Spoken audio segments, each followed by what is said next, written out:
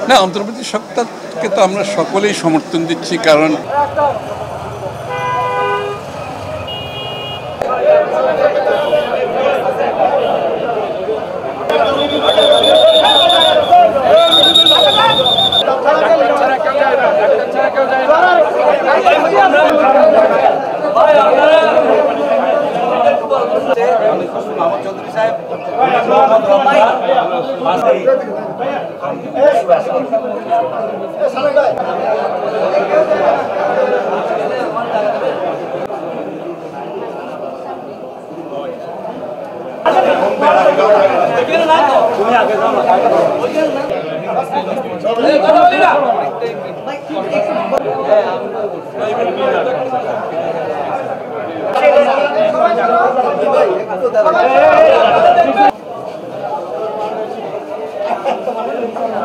আশ্বাস দেওয়ার কিছু নাই, বেদনাদায়ক, অমানবিক যে নির্বিচার যেভাবে তাদেরকে গুলি করেছে।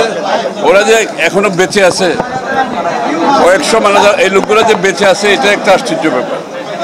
যেভাবে ওদেরকে গুলি করা হয়েছে, নির্বিচারে গুলি করা হয়েছে, এবং অনেকের অবস্থা এখনো খুবই ক্রিটিক্যাল, কিন্তু কঠিন সময় যাচ্ছে ওদের, এবং ওদের পরিবার, ওদের কাজকর্ম সব বন্ধ।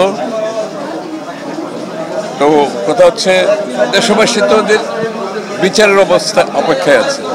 এই ধরনের আমার জীবনে, আমার রাজনীতির জীবনে আমার মনে হয় না বাংলাদেশের ইতিহাসে এই ধরনের নির্বিচারে গুলি হত্যাকাণ্ড চলেছে আমার মনে হয়। এবং এই লোকগুলো যারা আছে, এখনো বেঁচে আছে, এটা আল্লাহর রহমত ছাড়া কিছু না। এবং আমি মনে করি এদের বাকি জীবন কিভাবে কাটবে, এটা একটা বিষয় আছে এখানে। বোধহয় অনেকে এখানে আমার মনে হয় ভালো করে হাঁটাচলা করতে পারবে না, অনেকে স্বাভাবিক জীবনযাপন করতে পারবে না। সুতরাং এদের জীবন বেঁচে থাকলেও দেখা যাবে অনেকে সাধারণ জীবনযাপন, স্বাভাবিক জীবনযাপন করার মতো অবস্থায় ওরা থাকবে না। তো এদের এখন ওদের দায়িত্ব কে নেবে? অনেকে অন্ধ হয়ে গেছে, অনেকে পা চলে গেছে, অনেকে পা থেকেও এটা অবশ হয়ে গেছে, তার হাঁটাচলা করতে পারবে না। সুতরাং একটা দুর্বিষহ অবস্থা। এখান থেকে জাতিকে মুক্ত করতে হলে এদেরকে পুনর্বাসনের ব্যাপার আছে, আর জাতিরও তো পুনর্বাসনের ব্যবস্থা ব্যাপার আছে। যে অবস্থায় আমরা গিয়ে পৌঁছেছি, এরকম কিছু আমরা কোনোদিন দেখি নাই।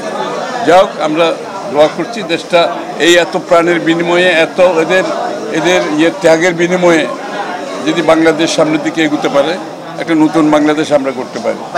না, অন্তর্বর্তী সরকারকে তো আমরা সকলেই সমর্থন দিচ্ছি, কারণ এই পরিবর্তনের মেইন কাঠামোটা, যে সংস্কারগুলোর মৌলিক কাঠামো, তো যে প্রতিষ্ঠানগুলো ধ্বংস হয়ে গেছে, এগুলোকে তো একটা ট্র্যাকে আনতে হবে। সুতরাং আমাদের পূর্ণ সমর্থন রয়েছে, এবং আশা করি এই কাজগুলো যত দ্রুত সম্ভব তারা করতে পারবে। ধন্যবাদ।